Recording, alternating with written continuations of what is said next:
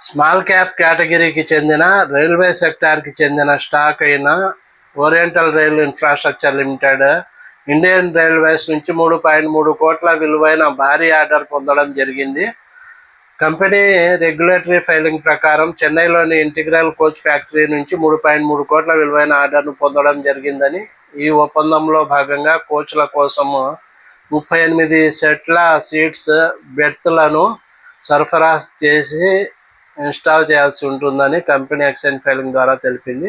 ఈ ఆర్డర్ను డిసెంబర్ 31, 2026 నాటికి పూర్తి చేయాల్సి ఉంటుందని కంపెనీ తెలిపింది. ఈ కంపెనీ కరెంట్ మార్కెట్ ప్రైస్ ₹169. దీని మార్కెట్ క్యాప్ 1107 కోట్లు. ఈ కంపెనీ 5 ఇయర్ రిటర్న్స్ 294%.